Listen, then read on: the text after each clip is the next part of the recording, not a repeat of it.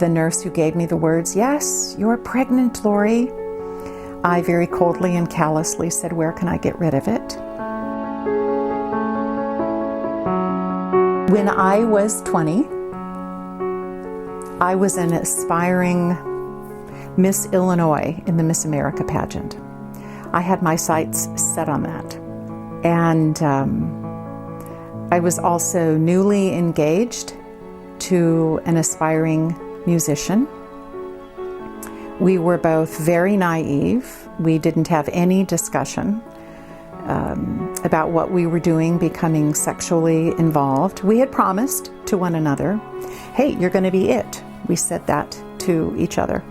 And I feared the worst out of my ignorance when for several weeks, I feared that I was pregnant. The nurse who gave me the words, "Yes, you're pregnant, Lori," I very coldly and callously said, "Where can I get rid of it?" It broke my heart to say that. And later I thought about that again, how it broke my heart that that was my first response. I was in such fear. I was in such fear of my parents. I was in such fear of losing my dream. I wanted to be Miss Illinois. My fiance wanted to be a famous musician. But I told no one. I took no one into confidence. I wink, wink, say God didn't even know. I just found out I was pregnant, and I knew where I could take care of it, and that was it, I thought. The day of the abortion, I remember the doctor, he didn't introduce himself to me. He just walked fully garbed into the room. The nurse was lovely and kind, but the doctor was an unknown to me, and he asked me a couple of very callous questions himself. And I just retorted quick, snarky answers back to him because I sensed I was just another young girl having an abortion. And at the time I heard the sounds of the suction, which is not uncommon now, as I hear a lot working with women after the abortion. The sound of the suction is when it really hit me what I was doing, and I burst into tears. In the recovery room was administered some drugs, not ever being told what these drugs were doing to my body. And then after an hour or so, was sent home. A girlfriend picked me up, a girlfriend whom, unbeknownst to me, had gone through several of these herself and knew what I was doing, of course. And she just shared with me, "Oh, it's fine. I've been through it a number of times." And I sealed my lips until that evening, where I told my fiance what I had done. And what felt like the second of the abortion of the day was seeing his reaction, this aspiring musician who did go on and become quite the famous musician. He just proclaimed, "Oh, Lori, we would have gotten married yesterday." But that's all he said. He didn't throw any blame. But that struck me as the second abortion of the day, because there was another thing I had to turn the faucet off. I had already cut a child away. Now I saw disappointment. I saw a man. I was told this thing was about me. It was about my choice. And now I saw a man dropping into 500,000 broken pieces. What was I supposed to do with that? Suffice it to say, I think I lived a self-deprecating lifestyle. I self-mutilated. I did a horrible eating dysfunction for years. I was in total relationship denial and dysfunction. So now I'm in LA and begin working with a ministry of women that were exiting the sex industry. And I was hearing so many stories of the multiplicity of abortions that they had had. Some of these gals had had a dozen or more abortions just to keep working. One of the questions that they were surely asking themselves, where do I put all of these abortions? And at some point, working with just one of these clients at a time, one of these women at a time, I finally shared a bit of my own story with one of these gals. Something like, thank you so much for being so confident in me that I'm a safe enough person that you're sharing with me about your abortion. I just want to tell you how God is using you, because for the first time in my life, I think I need to talk to somebody.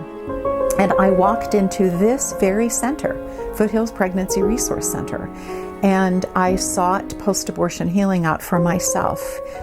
And it was in post-abortion healing that I did, for the first time ever, I did the proper grieving work that I needed to do to honor the life of my child, that it was a child, that child is in heaven with this gentleman who together we had fathered a child.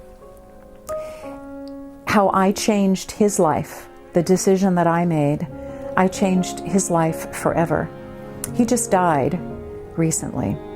To honor his life, I drove to the beach that day, and I had a little ceremony with God, at the end of which I really felt like God was saying,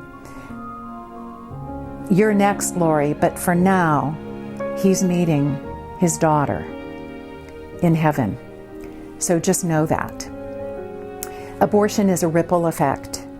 It not only affects, of course, the life of the child, which is a life, but God also knows it doesn't catch him by surprise.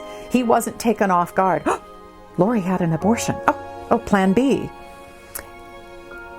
But he met me in my storyline, in my journey, all of these years later, brought me to a safe place that helped to heal me, where now in reciprocity, I get to reach hands out. Every time I share, it may potentially be saying to somebody, there is hope for you. I've encountered a woman who had kept silent for 50 years. That's 5 decades. She had children, she had grandchildren, she had great-grandchildren, but she had never told anybody. And she just laughed it off. There's no getting over this. Healing is a lifelong journey. 25 years after my abortion, when I'm still living out my unfiltered lifestyle, I was diagnosed with ovarian and cervical cancer due to an STD. Hearing those words was shocking. And yet, hearing those words, it finished stamping me with what I was already stamping myself with. Shameful, unworthy, you're as good as a throwaway. I was living that way. A former Miss Illinois, Harvard University scholar, top of her class everywhere, master's degree, all of that. But I was living that way. Now to be director of a ministry like this, where using the language of the gospel, he's using my tired, worn up, trodden upon, broken story, because I've received so much comfort from first God himself and the truth of the gospels, and other Christians who have sown into me, people who have loved on me well. And now this badly beat up, broken vessel gets to help others. Miss Illinois crown, you know what? I threw that away. I threw it away, because what I literally was willing to throw away life for.